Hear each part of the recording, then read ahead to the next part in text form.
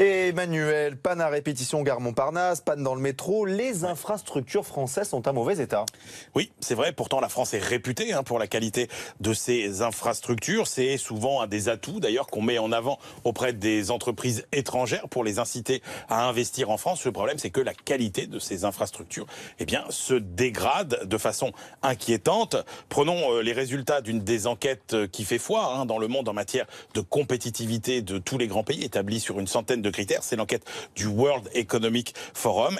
Qu'est-ce qu'elle montre? Elle montre que pour les routes, par exemple, la France était classée deuxième mondiale en 2010 et qu'elle n'est plus aujourd'hui que sixième. Si vous prenez nos ports, l'effondrement est encore plus spectaculaire puisqu'on passe de la 12e à la 23e place.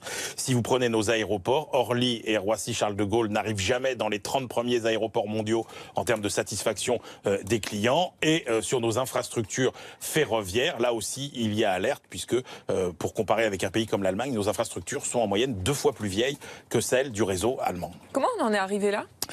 Principale explication, c'est le relâchement de l'effort d'investissement de l'État au sens large, c'est-à-dire l'État, les régions, les collectivités locales. Il y a eu 3 périodes, des années 70 jusqu'au début des années 90.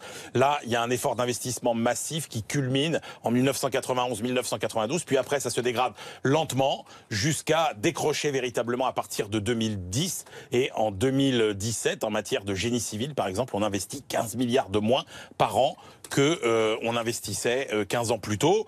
Le problème, c'est qu'il y a des défis considérables sur la dégradation des routes qu'il faut absolument enrayer, les réseaux de chemin de fer, et en plus, il n'y a pas que le transport, il y a les réseaux électriques et les centrales qu'il faut moderniser, l'éclairage public, équiper la France en haut débit, il y a les réseaux d'eau absolument qu'il faut aussi moderniser. Le problème, c'est qu'on ne sait pas où trouver l'argent pour assurer tous ces investissements.